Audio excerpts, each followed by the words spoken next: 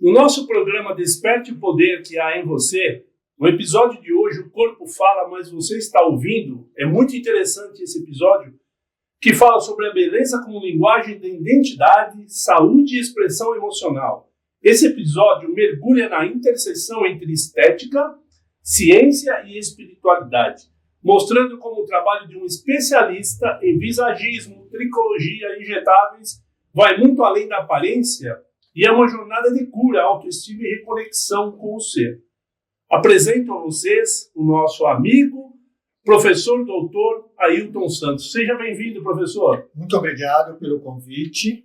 É um prazer estar aqui com vocês e poder contribuir aí com um pouco do meu conhecimento. Que bom. Para começar, né, professor, eu vou querer saber, assim, como é que surgiu o professor José Ailton Santos? Como é que surgiu a área da saúde? Conta pra gente. Na verdade, esse despertar veio desde criança, desde pequeno, né? Porque sabendo que as pessoas se preocupam muito com a aparência. E isso é fundamental, até porque a autoestima é algo que realmente completa o ser humano, Bruno. Sim. Você é um mentor, né, de pessoas e novos profissionais. Então, isso é muito interessante, professor. Você conduz os novos profissionais, novos alunos, a entender o que é a saúde e a beleza, né? Porque estão relacionados. É assim que você age. Isso mesmo, porque, na verdade, o que a gente faz é fazer com que esse aluno ele tenha, na verdade, uma formação completa.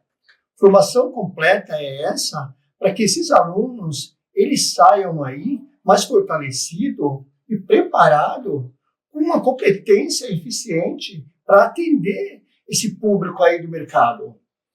Professor, o seu trabalho é uma arte. Eu vejo dessa forma. Você une a ciência, a arte, né?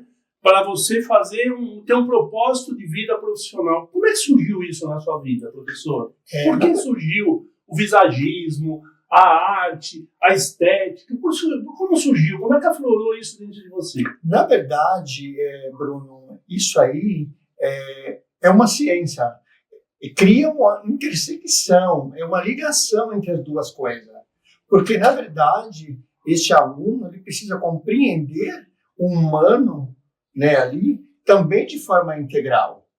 Tá? E não só isso, mas também respeitando uma série de fatores que está dentro ali, internamente, desse ser humano. E como é que surgiu isso na sua vida? Por esse lado, como é que você levou para esse lado, né? Os seus estudos? Na verdade, muita curiosidade, é lógico, e também procurar entender o outro, né? Transformar vidas, e isso é muito importante. Que bom, professor, que bom. Transformar vidas, gente, isso é legal pra caramba, né? É uma coisa muito bacana, uma coisa muito, muito louvável. Professor, quando a gente fala em visagismo, é uma ferramenta de autoconhecimento. Quem não conhece o visagismo acha que o visagismo é só trocar de roupa, roupas bonitas, maquiagem, elegância. O que envolve, né, o visagismo e o autoconhecimento? Não é só a aparência física, né?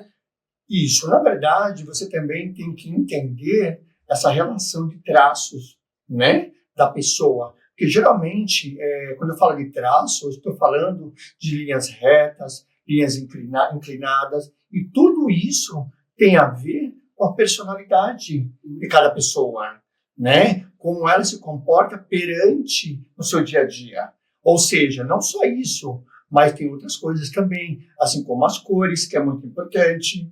Mas o visagismo não é para a pessoa se mostrar para o outro, né? Muitas vezes a gente pensa dessa forma. Quem não conhece o visagismo acha que é isso. Eu tenho que estar linda, maravilhosa, lindo, maravilhoso, elegante para mostrar para o outro. Não é isso, né, professor? Na verdade, o visagismo é para melhorar essa essência pessoal desse indivíduo. Tá. Para que ele realmente se reconheça melhor. Para isso serve o visagismo. E vai valorizar aquilo que ele tem de melhor externamente. Uma vez que esse externamente ele está melhor, consequentemente, ela vai estar bem também internamente. E aí ela vai se mostrar para o mundo, né, para as pessoas, né, como ela é. Então é uma relação do eu com o meu estereótipo externo. Exatamente. Por isso que a primeira coisa, quando ela senta na minha cadeira, eu pergunto, quem é você? Né? Como que você quer se mostrar para essas pessoas? Porque a primeira pergunta, quem é você? Eu preciso entender isso dela para poder realmente eu trabalhar todas essas ferramentas, né, esse contexto, com esse eu dela. Porque se eu não souber quem é ela, como que eu posso trabalhar? Ela senta na minha cadeira, eu vou fazer essa transformação sem fazer um bate-papo, ter um bate-papo com ela. Então isso não dá. É mais que uma anamnese, né, professor? Vai muito mais além do que uma anamnese. Porque quem é você? Olha que pergunta, quem é você? Não é para responder, eu sou um profissional, eu sou um médico. Não é isso, né? Você está tentando descobrir o interno dessa pessoa para ela colocar isso para fora e você entendeu aonde ela pode chegar. Isso. É assim que você vê o visualismo. Exatamente, e não só isso. Eu também preciso entender como que é esse dia a dia dela. Qual é a profissão que ela exerce. Porque é a mesma coisa, ela pode muito bem chegar no meu espaço de short e de chinelo. Tá, e no dia a dia dela? Ela trabalha com roupa social, ela é uma executiva. Então, por isso que eu também tenho que entender o dia a dia dela e como ela trabalha, do que ela faz. Eu vi numa aula que o professor estava ministrando, que o professor fala, não basta ser, precisa aparecer, né? Exatamente. É a mesma coisa, se eu pegar um advogado que está de bermuda e camiseta no momento de relax, se ele estiver aqui numa audiência, não vai dar credibilidade para uma frente da justiça, alguma coisa assim. E não só isso, tá? Quando você faz uma autoanálise nessa pessoa, né, ela dura segundos. Ou seja, essa autoanálise, que não é uma autoanálise porque ela dura segundos, é 30 segundos para você criar uma imagem dessa pessoa, seja uma imagem positiva ou negativa dessa pessoa. Ou seja, muitas das vezes a expressão dela, naquele momento, naqueles 30 segundos, pode abrir portas como pode fechar portas. Exatamente isso. Eu ia até lhe perguntar uma coisa. A leitura do rosto, o formato do rosto, a expressão, pode mostrar traços comportamentais, emocionais da pessoa? Dá para perceber dessa forma? Dá, porque quando nós estudamos as linhas e os formatos, né, e os temperamentos, que a gente chama de temperamento colérico, melancólico, sanguíneo, fleumático, nós estamos falando de uma natureza quadrimembrada. Quando eu digo de uma natureza quadrimembrada, eu estou dizendo também, eu posso falar assim, se o rosto é redondo. Tá? Quando eu estou falando de redondo, eu estou falando de uma linha contínua. Mas será que existe esse rosto redondo? Estou falando de linhas. Será que existe esse rosto redondo? Se a gente for parar para pensar, claro que não. Porque se eu estou falando de uma linha contínua, agora o oval, com certeza. Eu estou falando de linhas, traços. E não só isso, e falei da natureza quadrimembrada. Quando uma linha, né, um traço, e o rosto e os temperamentos, eles têm que estar atrelados. Porque você consegue olhar para a pessoa, saber se ela é colérica, melancólica ou sanguínea, através de traços e comportamentos. Tá? Só que esses comportamentos, né, ele pode ir mudando no decorrer da sua vida, com os tropeços. Então, aos 7 anos, essa criança ela já começa a ter uma opinião, certo? E ali ela vai crescendo, ela vai tendo, ou continuando com aquelas mesmas opiniões, ou ela mudando, e aí ela chega aos 30, 40, 50 anos, e com os tropeços da vida, com a experiência, modifica. Aí ela começa a modificar os comportamentos, não digo modificar, mas melhorar esses comportamentos. Entendi. É importante isso. Professor, eu queria saber de algum caso real que o professor já atuou, algum paciente ou mesmo aluno, que após uma consultoria visagista, é assim que eu posso falar, essa pessoa se redescobriu. Tem algum caso que o senhor possa falar? Sim, tem muitos. Né? Conta um aí que foi marcante. Poxa, depois que eu comecei... porque quando você faz todo um trabalho aí nessa questão desses casos reais, você não está trabalhando somente, você está trabalhando multidisciplinar. Isso é importante, porque quando eu falo multidisciplinar, estou falando, vamos pensar assim, no dentista, no fonoaudiólogo, que trabalha a tua voz. Eu posso pensar no cabeleireiro, na manicure, Tá. Né? Então, tudo isso ele acaba né, se conhecendo.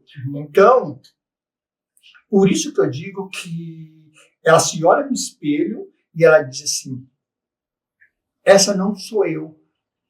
Mas, ao mesmo tempo que ela diz isso também, ela fala, agora sou eu. Por quê? Porque a autoestima dela, ela às vezes acha que ela não tem a capacidade para se reconhecer. Mas, para isso, o visagista, esses percussores da imagem, ele precisa estar ali trabalhando multidisciplinar. O professor disse uma coisa que, quando você olha no espelho, né? Eu até em palestra falo sobre isso. Como eu estou numa palestra ou numa sala de aula, eu sempre pergunto, quem tem medo de vir na frente? A pessoa levanta a mão, eu falo, venha. É aquele desespero. Porque tem pessoas que não conseguem se olhar no espelho. É impressionante, né? Ela não consegue assimilar a imagem dela. E como é que ela vê dessa imagem se ela não consegue olhar? Então, o pessoal fala, mas, professor Bruno, como é que eu vou resolver isso? É simples, conversa com você no espelho. A partir do momento que você conversar com você e começar a se admitir, você consegue encarar. Auto-se aceitar.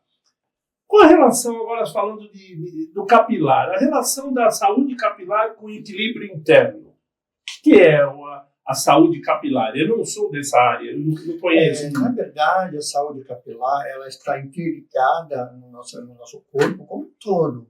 Então, se você... o estresse é um dos fatores que acaba comprometendo a saúde capilar. Até porque o estresse oxidativo, dentro da saúde capilar, existem artigos científicos que hoje comprovam que esse estresse ele afeta a fase de crescimento dessa saúde capilar. E não só isso, a alimentação, o problema de hormônios, problema de tireoide, alimentação. Então, a saúde capilar, ela mexe com o equilíbrio dele, né, da pessoa, equilíbrio interno, né? Sim, ela começa a somatizar até doenças, alguma coisa. Sim, sem dúvida, porque o que acontece? Eu digo, às vezes eu ouço muito delas assim, eu estando com meu cabelo bonito, eu posso colocar qualquer roupa que para mim está bom.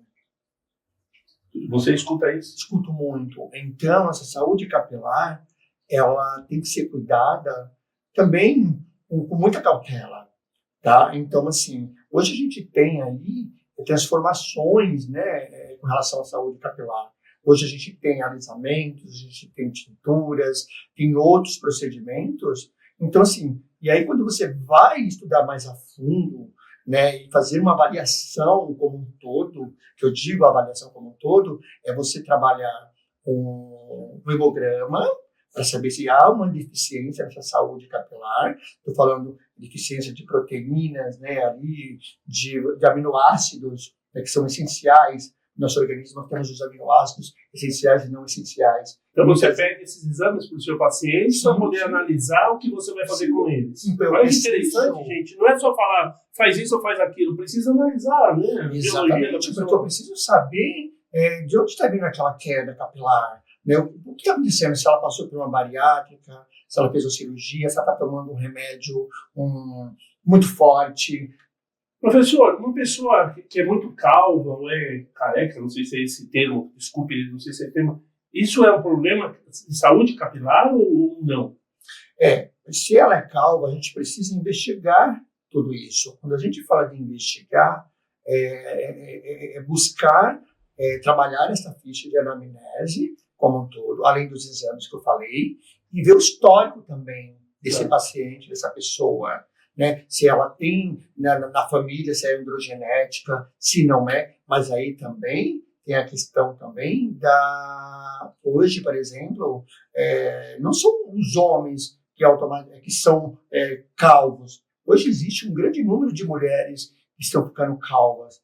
Por que isso? E isso chama muito a atenção. E uma das causas que a gente vê é o estresse, não só isso, mas também as doenças autoimunes. Porque por questão de medicamentos muito forte. Aí surgem aqueles apliques. Isso. Os apliques.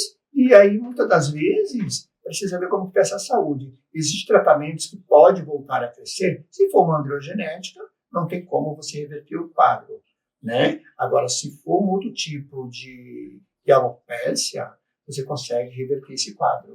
Professor, a tricologia, que é uma ciência, né, que investiga até causas profundas, trabalha com hormônio, as emoções, os nutricionais. Quando você está fazendo um trabalho desse, e eu já vi o professor falando em uma palestra sobre câncer, e relacionou as pessoas que perdem cabelo por causa do câncer, isso emocionalmente abala demais, né? Sim. O trabalho do tricologista encaixa nisso, ele vai em contra a necessidade de poder ajudar a fortalecer novamente, principalmente porque a pessoa está lá num momento de vulnerabilidade, num momento de uma doença muito severa, né, que causa sequelas, possivelmente, e é principalmente a sequela psicológica, porque quem quer perder cabelo, quem quer ficar sem cabelo? E eu sinto que as mulheres são muito mais vaidosas até que os homens. Eu sinto isso, né? O homem coloca um boné e tchau. Mas a mulher não, ela aplique, ela é o turbante. E eu vi sobre essa palestra e fiquei muito interessado. Queria que o professor falasse sobre isso. Então, a tricologia, na verdade, ela é uma ciência. E quando eu falo de uma ciência, nós estamos falando da parte fisiológica. Né? Então, a gente tem todo um estudo da fisiologia, né, da tricologia. Então, você está falando de camadas de pele, circulação venosa, circulação sanguínea. Então, a tricologia, ela é uma ciência, ela faz parte de uma ciência. Quando surgiu na Inglaterra, em 1902, né, que eles foram estudar esses casos, pessoas que vieram de tratamentos severos, como câncer, né, que são pacientes que chegam ali, muito sensibilizado, né, você tem que ter toda essa cautela, né, em abordar e tratar esse paciente como um todo. Então, assim, você consegue reverter, mas para isso eu preciso ter uma autorização médica. Se o tratamento, começar um tratamento tricológico a partir do momento que ela teve alta do médico, né, até porque também, aí volto a dizer, precisa desse exame também de sangue, para saber como é que está nessa situação de proteínas de aminoácido, né, como um todo ali, e autorização médica. Você consegue sim ter resultados extremamente promissores, né? E aí você acaba entrando no tratamento uma base de fatores de crescimento. Fatores de crescimento são esses que nós chamamos de TVG, TVF. Então, são fatores de crescimento que eles irão agir na fase capilar, que nós chamamos de fase anágena. Né? Então, nós trabalhamos a fase anágena, catágena e telógena. Então, a partir do momento que aquele paciente ele sai desse tratamento, que foi um câncer ou um outro tipo de doença, essa fase anágena ela é muito comprometida. Então, você precisa ser assertivo, né? E com aquele fator de crescimento para justamente ele agir naquela fase anágena. E volta o cabelo? O cabelo volta. E aí o que acontece? Em alguns casos, os cabelos, por exemplo, cacheados, eles acabam voltando mais lisos. Outros que eram lisos acabam voltando cacheado. Mas aí é um conforto para quem perdeu o cabelo, tanto faz se for liso, cacheado, né? Justamente. Nós estivemos, fazendo um parênteses, nós tivemos uma palestra sobre câncer de mama juntos numa universidade, eu lembro disso. E em um determinado momento o professor falava sobre aquelas mechas, sobre o turbante. Explica para o nosso público como é que funciona isso. O que traz para o paciente que perdeu o cabelo, que tinha aquela loucura pelo cabelo, aquela paixão, de repente se viu naquela situação, perdeu tudo. Como é que lida com essas mechas, com esse turbante? É um artifício temporário, tá? Mas ele ajuda na reconstituição do eu, da pessoa se sentir melhor, se sentir menos evasiva do que ela perdeu? Conta pra gente. Na verdade, sim, porque, veja bem, nós acabamos de falar, né, mensagismo, nós falamos de imagem, de tricologia, nós falamos de autoestima. E ali é uma maneira de, quando a gente ela começa a usar esses acessórios, é uma maneira de melhorar realmente a autoestima. Né? Algumas, são poucas que acabam assumindo, né, aquele momento sem cabelo, mas outras já conseguem usar esses adereços, né, para poder autoestima ir melhorando aos poucos. Outras preferem não, deixa assim e acabou. Mas, de uma certa forma, claro que ele ajuda, porque isso faz parte da imagem, isso faz parte do cabelo, da autoestima. Então, e por incrível que pareça, a maioria delas, elas querem um acessório para usar no cabelo. E um dos que elas procuram muito são os turbantes, aquelas que sentem muito calor, o couro cabeludo, que realmente é um fator, quando ela termina a quimioterapia dela, o corpo ainda está, o organismo está restabelecendo, esse couro cabeludo, muitas das vezes, ele fica sensível e ela sente muito calor. E às vezes ela não consegue usar uma peruca. E aí a gente pensa, mas o turbante deve esquentar muito. Mas não, de certa forma, ainda consegue oxigenar o couro cabeludo melhor, né? Porque eu tenho ainda ali circulação, oxigenação, do que você está usando uma peruca, muitas das vezes, que não é muito confortável. Então, mas olha que interessante, pessoal. O professor está contando uma história, né? Está explicando para a gente tecnicamente como é que funciona quando uma pessoa quer colocar um turbante, uma peruca. Mas não é só colocar. Por exemplo, ficou careca, vai lá na loja, compra, fica... Não é só isso, né?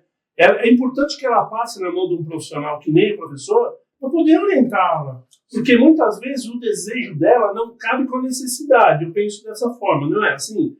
Eu quero pôr uma peruca, será que vale a pena? Não é questão de valer a pena. Será que aquele organismo, naquele momento, ele admite colocar uma peruca, admite colocar um turbante, alguma coisa assim? Não é importante que ele procure um profissional que nem o seu, que tenha o seu conhecimento, professor, para poder ser orientado, né? É importante, porque é esse profissional que vai orientar da melhor forma. Porque muitas das vezes ela pode querer, né, aquilo, mas no momento também eu percebo que ela está tão sensível, tão sensibilizada, e você tentar, ela chega e fala assim, eu quero essa peruca, e aí você coloca, e de repente vou voltar, estou falando do capilar, vou voltar no massagismo, aí ela coloca aquela peruca, o cabelo dela era de uma outra forma, aí ela coloca aquela peruca de uma outra forma. E muitas das vezes ela não se aceita. Aí ela diz, aí ela bota, eu prefiro assim mesmo. Ela entra em conflito, né? Em conflito. Ela fala, não, deixa assim mesmo, sem cabelo e careca. Eu vou amarrar um lenço, eu vou me sentir melhor.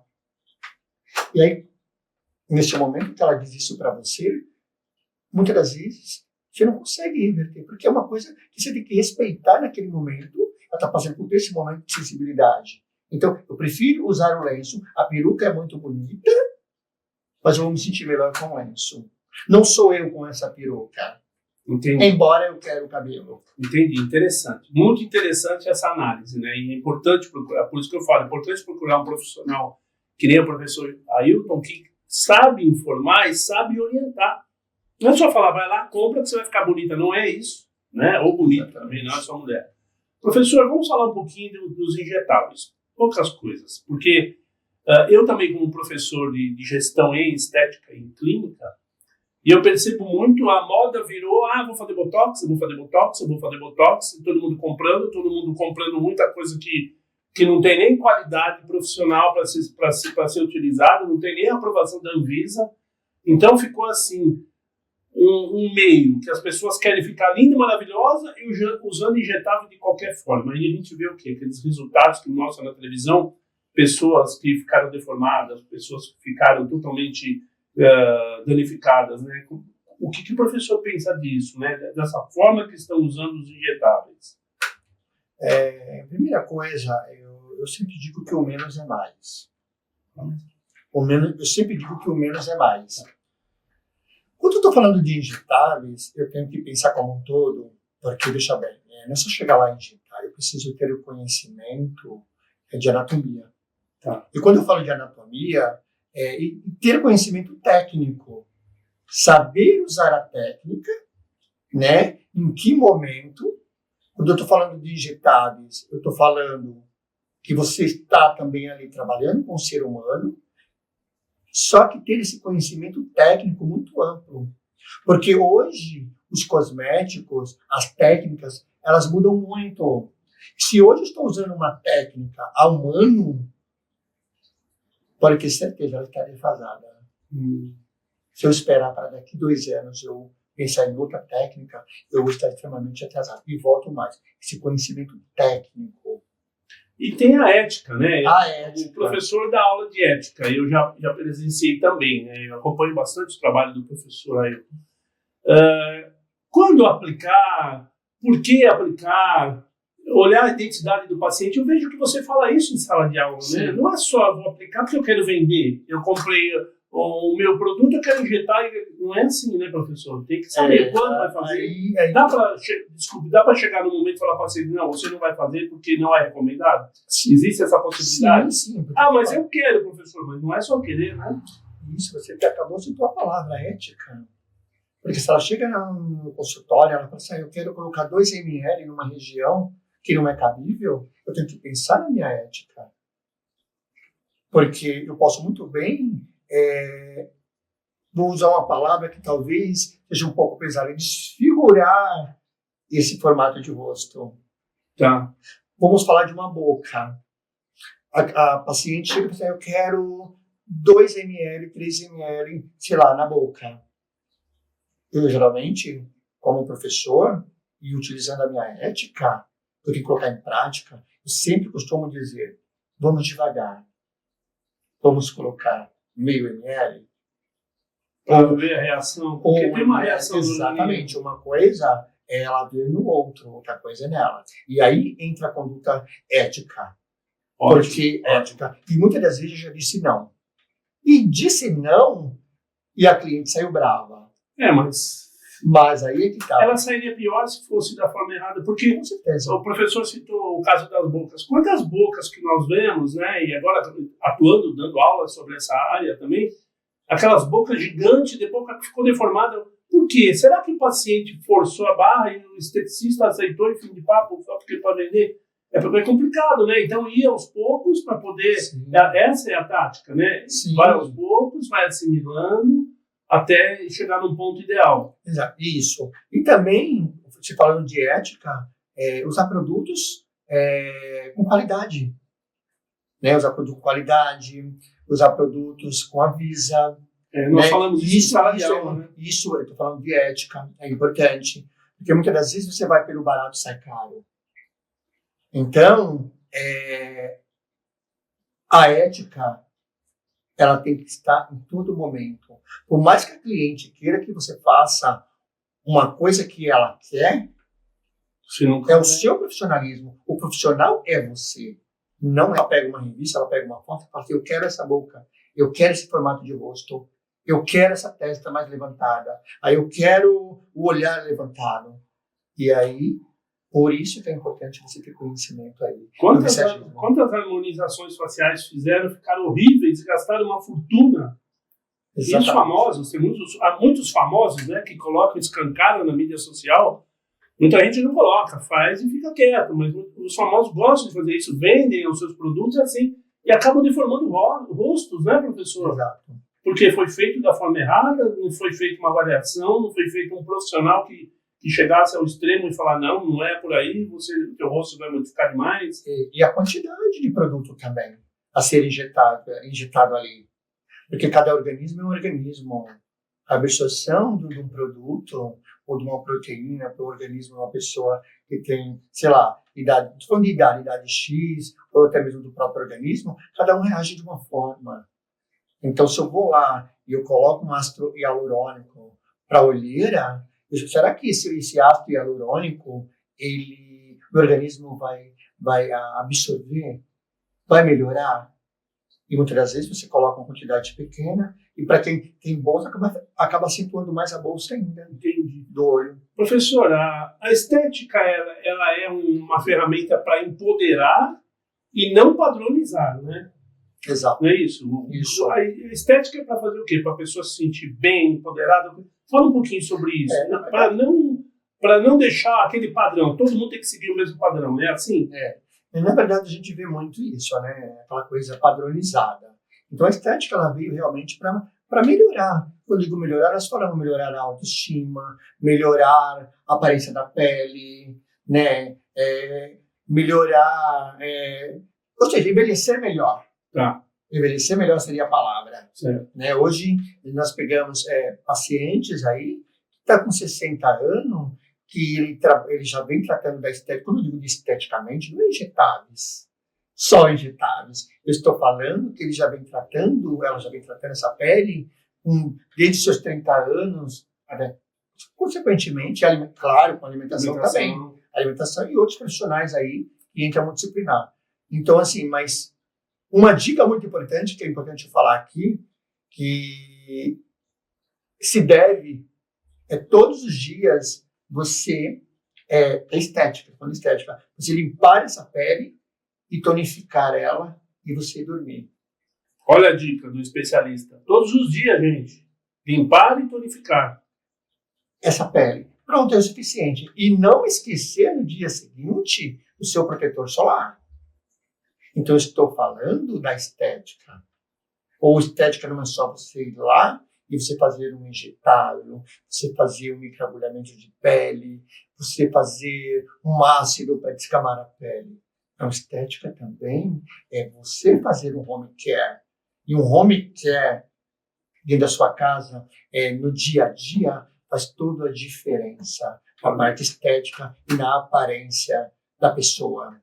Que maravilhoso. Que conselho maravilhoso. Professor, o papel do profissional na beleza e na sociedade, como é que você vê hoje? O profissional da beleza, né, que cuida da beleza em nossa sociedade, ele está pulverizado de uma forma boa, não está? Ele tem muita coisa contra. O que você acha desse papel? Porque você é um papel de profissional, né, da beleza. Então, o que você acha?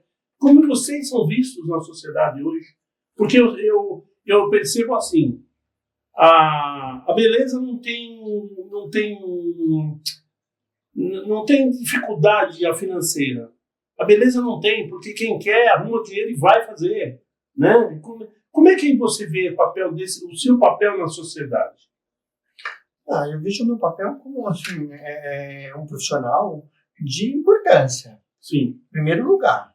Mas, é claro, essa importância que eu digo, o meu papel, na verdade, está dizendo como um profissional. O meu papel, isso, é deixar as pessoas mais bonitas, mais elegantes, mas de uma forma sutil. Tá. De uma forma que eu digo assim, por exemplo, eu sou um profissional que eu não gosto, eu faço o procedimento, mas eu não gosto que as pessoas percebam que eu fiz algum procedimento. Porque eu gosto do procedimento sutil, suave. Certo. Nada muito exagerado. Não porque o mundo pede, né? Não porque a beleza é o estereótipo. Então, este é o meu papel como profissional. É fazer, como eu acabei de dizer, aquilo que vai satisfazer o meu cliente, mas também dentro de uma conduta ética, e que as pessoas irão olhar para aquele indivíduo e falar assim, nossa, como você está diferente, você está bonita, mas não sei o quê. O que você fez? Não é aquele choque, Exatamente. Esse é o meu papel como educador, esse é o meu papel como profissional da estética. A estética é um canal de cura emocional, professor? Com certeza. Porque se eu estou falando de cura emocional, estou falando da autoestima. E a autoestima também cura. Eu estou elevando essa autoestima. E muitas vezes você pensa que você está levando essa autoestima naquele indivíduo que é o mínimo, mas para ela aquilo é o máximo. E aí aquela pessoa ela volta a sorrir. Ela volta a se mostrar para o mundo. Isso é gratificante para o professor, né? Para o seu paciente, né? Muito gratificante, porque às vezes eu já ouvi muito. Você não sabe o quanto você me ajudou, né?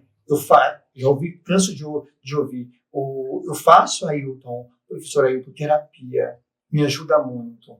Mas quando isso acontece, por incrível que pareça, foi muito mais além do que eu imaginava. Não desmerecendo.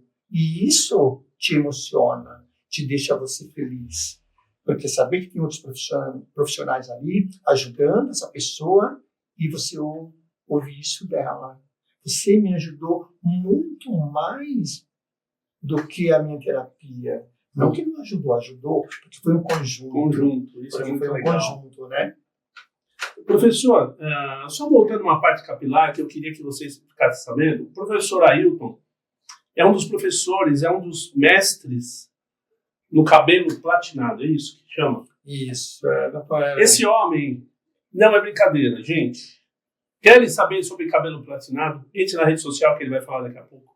É uma sumidade, viaja o país inteiro. Já sei que tem proposta de Portugal para levá-lo para fazer palestras sobre isso. É uma sumidade nisso. Isso é muito importante. Eu passei batido no começo, mas deu tempo da gente voltar, né, a mexer com essa situação. Professor, a gente está caminhando daqui a pouquinho aí para o nosso final do nosso bate-papo, que não é uma entrevista, é um bate-papo, um canal de bate-papo. Professor, você forma profissionais.